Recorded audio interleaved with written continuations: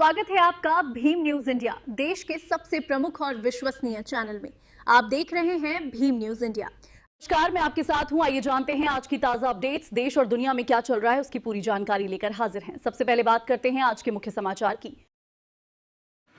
राजस्थान शिक्षक संघ अम्बेडकर का 2 दिवसीय सम्मेलन का आज समापन। भीम न्यूज इंडिया ने समापन पर प्रदेश अध्यक्ष से मुलाकात की, बात की, पूछा कि इसका कंक्लूजन क्या होगा। आप देख रहे हैं भीम न्यूज इंडिया। मैं हूं आपका दोस्त विनय कुमार सिंघल। यदि आप हमारे चैनल पर नए हैं तो प्लीज़ हमारे चैनल को यूट्यूब पर सब्सक्राइब कीजिए और कमेंट्स कीजिए। शिक्षक संघ राजस्थान शिक्षक संघ अम्बेडकर का 2 दिवसीय शैक्षणिक सम्मेलन प्रदेश स्तर का कोटा में आज संपन्न हुआ। आइए हम बात करते हैं प्रदेश अध्यक्ष महोदय से, इनका इस सम्मेलन में क्या कंक्लूजन रहा। सर, स्वागत है आपका भीम न्यूज इंडिया में, थोड़ा बताइए।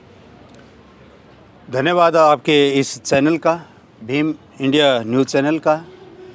मैं सर्वप्रथम तो कोटा के संभाग के तमाम जो अंबेडकर मिशन को मानने वाले लोग हैं, तथागत गौतम बुद्ध की विचारधारा को मानने वाले लोग हैं, जो इस सम्मेलन के अंदर सामाजिक सोच के साथ यहाँ पहुँचे, मैं उन तमाम शिक्षकों एवं बहनों का आभार व्यक्त करूँगा कि उन्होंने अपना कीमती समय है वो इस 2 दिनों के अंदर उन्होंने यहाँ पहुँच करके दिया और अपने क्षेत्रों की जो शिक्षक समस्याएं थी या चर्चाओं पर अपना है वो अनुभव हमसे शेयर किया। हम उन सभी का भी दिल की गहराइयों से आभार व्यक्त करते हैं।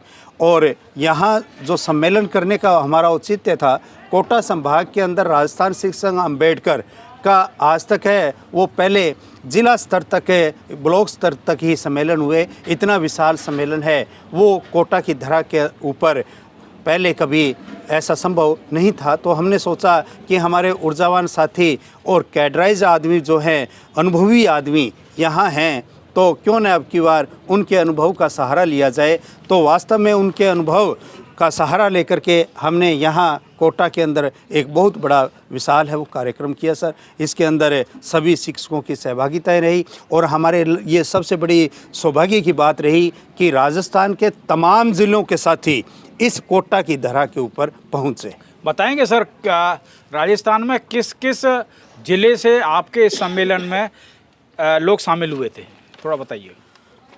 हमारे इस राज्य स्तरीय शैक्षिक अधिवेशन के अंदर अजमेर से, बाड़मेर से, बालोतरा से, बूंदी से, चित्तौड़गढ़ से, धौलपुर से, दौसा, गंगानगर, हनुमानगढ़, जयपुर, कोटा, नागौर, पाली, फलौदी, बीकानेर, राजसमंद, शाहपुरा, भीलवाड़ा, उदयपुर, बारा, झालावाड़, सीकर, व्यावर, टोंक, भरतपुर और करौली, सवाई माधोपुर, बांसवाड़ा, डूंगरपुर, प्रतापगढ़, सिरोही और सलम्बर से जी। यानी कुल मिला के ये है कि पूरा राजस्थान 31 जिलों से 31 जिले कोटा में इकट्ठे हो गए जी।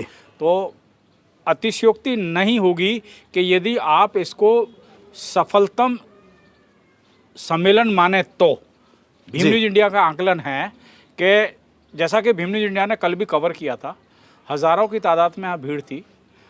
बड़ा शालीनता से अनुशासन में रह के लोग कहते हैं कि ST SC के लोगों में अनुशासन नहीं होता, लेकिन ये चीज़ भीम न्यूज इंडिया को कल देखने को मिली। शानदार आयोजन था और इस शानदार सफलतम आयोजन के लिए जो आयोजक हैं उनको बहुत बहुत साधुवाद। आइए हम दूसरे एक साथी हैं, उनसे बात करते हैं जो कल इस कार्यक्रम को संचालन कर रहे थे। पहले तो परिचय लेंगे, उसके बाद बात करेंगे इनसे। क्या शुभ नाम है सर आपका? धन्यवाद सर, मैं सुरेश जिंदल, प्रदेश वरिष्ठ उपाध्यक्ष। हमारा कोटा में 2 दिन से यहाँ प्रांतीय शैक्षिक अधिवेशन चल रहा है और कल प्रथम दिवस था। प्रथम दिवस में जो यहाँ अधिवेशन हुआ उसमें पूरे राजस्थान के साथी हज़ारों की संख्या में आए और सभी ने बड़ी शालीनता से, क्योंकि सभी अनुशासित और बाबा साहब के अनुयायी हैं, संविधान को मानने वाले लोग हैं, सभी ने अपनी अपनी बात रखी और हमने एक मांग पत्र तैयार किया उस मांग पत्र में जो शिक्षकों की समस्या है, मूलभूत समस्या है, उनको रखा गया। और आज भी दूसरे सत्र में भी जो विभिन्न मांग हैं उन पे सभी शिक्षाविदों ने, पूरे राजस्थान के जो शिक्षाविद हैं और जो पदाधिकारी हैं, उन्होंने बात रखी। इनमें मुख्य रूप से रोस्टर का संधारण है, छात्रवृत्ति के संबंध में है, और कई सालों से डीपीसी नहीं हो रही है, वो डीपीसी भी हों।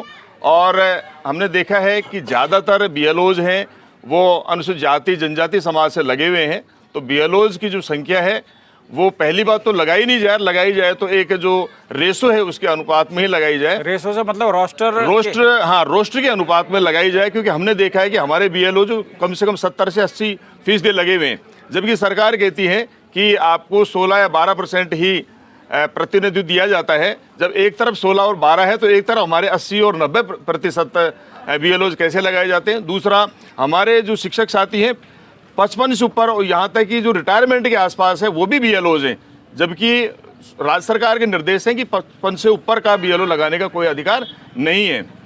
आज हमारा दूसरा सत्र अभी चल रहा है और इस सत्र में विभिन्न जो मुद्दे हैं उन पे वार्ता हुई। साथ ही जो हमारा जो संगठन है वह सामाजिक विचारधारा को भी लेके चलता है।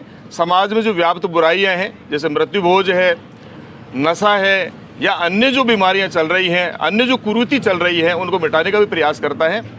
मैं आपका बहुत बहुत आभार व्यक्त करता हूं कि आप आए और कवरेज किया। धन्यवाद साहब।